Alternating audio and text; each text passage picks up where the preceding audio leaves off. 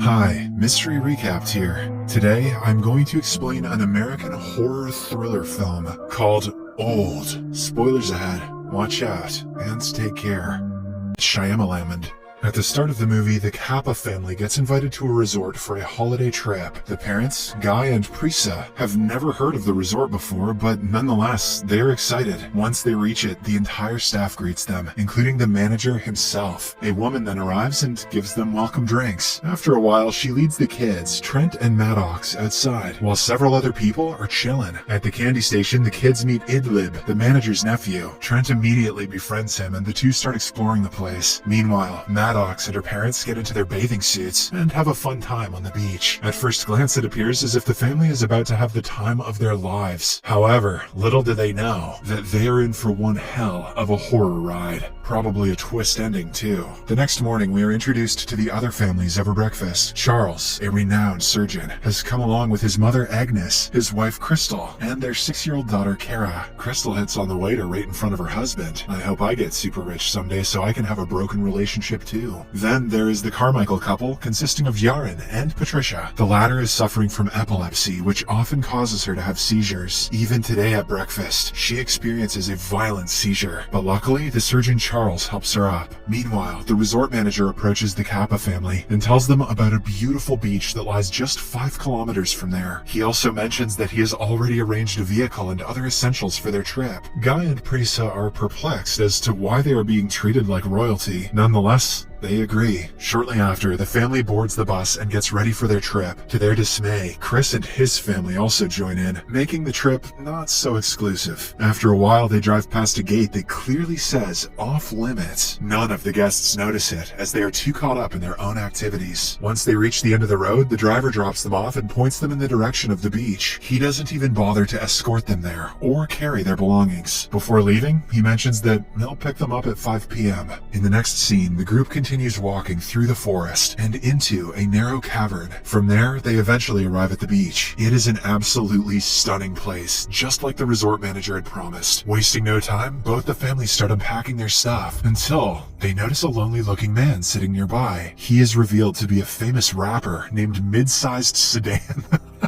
Mid-sized Sedan. Maddox immediately recognizes him and tries to get his autograph, but her dad tells her to leave the guy alone. After a while, the 3 kids get to playing and find numerous items buried in the sand. Most of them are toys, while some are other objects that one would normally bring to the beach. It gets even weirder here. The beach doesn't contain a single fish, not even small mollusks. And you know what they say? No mollusks? Get the hell out of there. Meanwhile, Trent, being a curious kid, goes swimming alone. He splashes against the small waves and is having a fun time until a dead body comes floating towards him. Terrified, he screams for help, and the adults immediately come to rescue him. The dead body is brought to the shore, and the surgeon, Charles, deduces that she had drowned just recently. He then asserts that Mid-Sized Sedan killed her, as there was no one else on the beach when they arrived. Dude must have mid-sized murdered her ass. The accusation becomes even more compelling when Sedan is seen bleeding from the nose, indicating that he had a fight with the woman. The latter tries to explain that he had nothing to do with the incident, but no one believes him. Meanwhile, the little boy Trent keeps complaining that his swimsuit feels tighter. Could have something to do with that dead naked body on the beach. This could be the start of a problem for little Trent. Charles's mother Agnes also says that she is having difficulties in breathing. Sensing that something bad is happening, Charles tries calling for help, but there is no signal in the area. Just then, the couple from earlier, the Carmichaels, arrives there. They have also been dropped off by the driver on the resort manager's orders. The terrified group immediately briefs them on the situation, and hence, the husband, Jaren, decides to stop the driver from leaving. However, as soon as he runs inside the cavern, he falls unconscious. A few seconds later, he wakes up on the beach with a bad headache. Everyone is confused by what just happened, but before they can investigate it, they learn that Agnes has stopped breathing. The group immediately rushes to her, and Charles tries his best to resuscitate his mother. Unfortunately, all of his efforts go in vain. Meanwhile, the Carmichaels are talking to the Kappa kids to distract them. Jaren Yaren asks the boy his age, to which Trent replies 6. The Carmichaels find it hard to believe as he looks considerably older. Just then, Prisa arrives at the scene and is stunned to see her children. Miraculously, they have aged by a few years, making them impossible to recognize. Seeing the chaos unfolding around him, Sedan makes a run for it, and Charles chases after him. However, as soon as they reach the caravan, they black out and regain consciousness back on the beach. Witnessing all of this, a worried Prisa asserts that they should find another way out of the place. Unfortunately, every time one of them gets near the large canyon, they lose consciousness and end up on the beach again.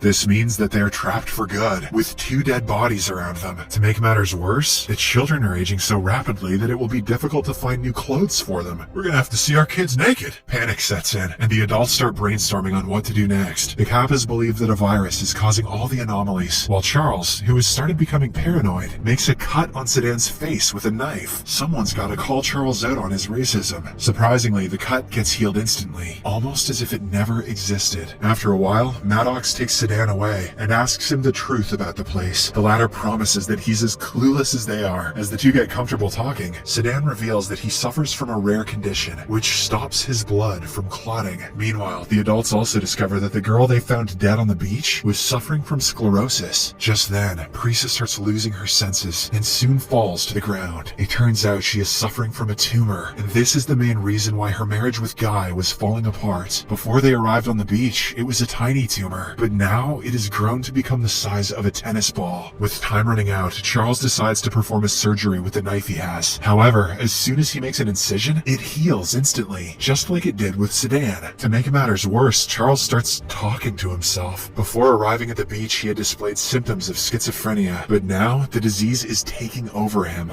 Nice try, Charles. We know you're just racist. Fortunately, the rest of the group helps him snap out of it so that he can continue with the operation. Charles then makes another cut near Prisa's abdomen, and this time, everyone holds the opening so that it doesn't heal. They only release it after Charles takes out the giant tumor, and as soon as the wound heals, Prisa regains consciousness. She is no longer sick now. Unfortunately, their happy moment doesn't last long as they realize that the dead woman from earlier has now turned into dust and bones. Her body has been taken out only a few hours ago, but somehow it has completely decomposed. Prisa, who is a museum curator, examines the bones and explains that something like this takes at least 7 years to decompose. This is when the group finally realizes that time is moving faster on this beach. Prisa calculates it precisely and concludes that half an hour here is equivalent to a full year in human life. Elsewhere, the kids, Trent and Kara, are seen munching on the remaining food. When they return, everyone is shocked to see them all grown up. Not only that, Kara is heavily pregnant with a child. They must have had sex like 7 seconds ago. Realizing that she may give birth any time now, Charles and the others lay her down and prepare to get the baby out. Crystal also wants to be with her daughter, but she passes out due to anxiety. When she wakes up, she finds out that Kara has given birth to a baby, but it is now dead. Time moved so fast for the baby that it didn't even get a chance to consume food and build its muscles. Trent looks at all this and becomes confused, as despite being a grown-up, he still thinks like a 6-year-old. On the other hand, Charles has started to lose it. In one instance, he threatens Jaren to go away, while in another, he tells his wife to put on makeup, saying she looks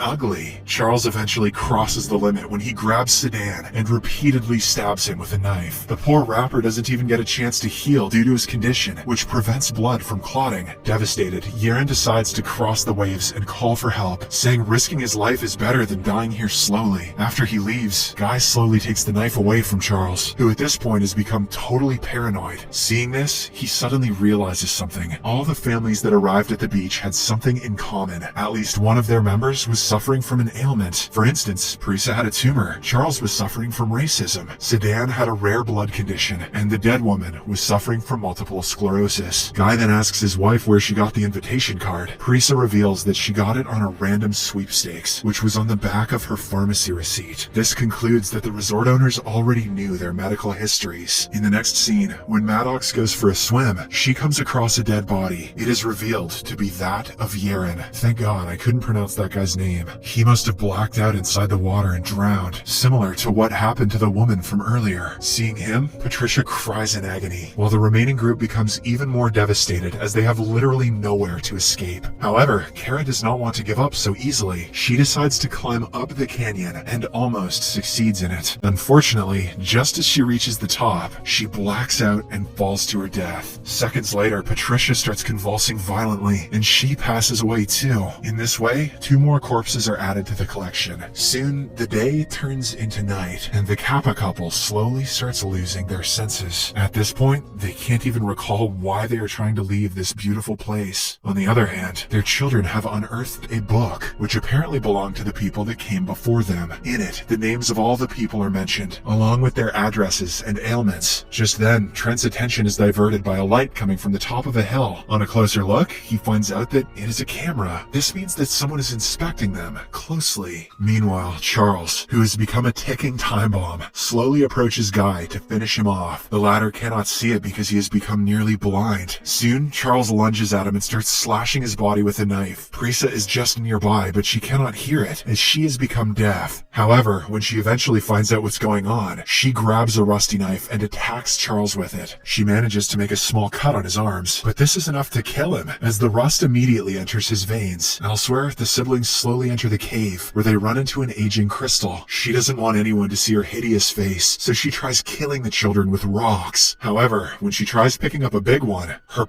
bones break. It immediately heals, but in the wrong direction, deforming her. Crystal dies a painful death shortly after. After the commotion ends, it is only the Kappa family that is standing. They regroup near the beach for one last time, and Guy emotionally says that he loves his family a lot. Saying this, he passes away. Prisa also succumbs to her old age soon. The children are distraught as without their parents they are helpless. The next morning, they wake up in their late 40s, knowing that they will also end up like their parents. Trent and Maddox decide to spend the remainder of their time playing. They start making sandcastles, and this is when Trent remembers that the resort manager's nephew, Idlib, had given him a puzzle to solve. Since they have a lot of time, Trent brings out the puzzle and eventually deciphers it. It reads, "My uncle doesn't like the coral." With this message, the siblings realize that the coral has all the answers to their questions. Hence, without wasting any time, they dive into the water and head to the coral. Soon, they come across an underwater tunnel, and as they try to get through it, Maddox's dress gets stuck on a piece of coral. The scene then cuts to a man observing the beach from the hills. He is none other than M. Night Shyamalan himself. His twists are getting so powerful that he's injecting himself into his own films. What will he do next? What will he do next?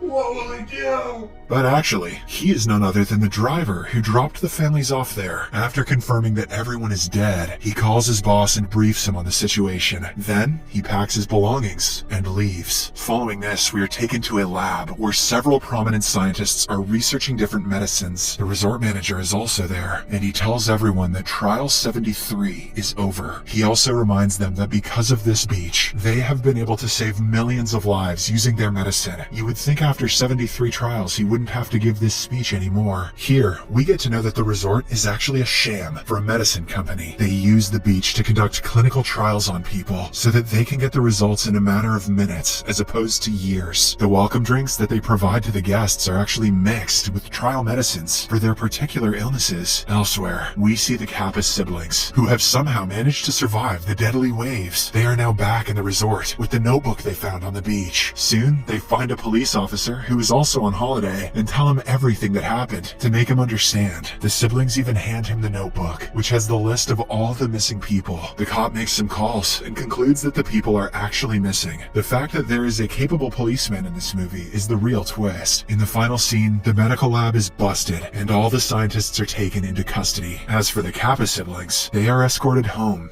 in a chopper. Subscribe for more videos like this, turn on notifications, and leave a like to help the channel out. Thank you for watching.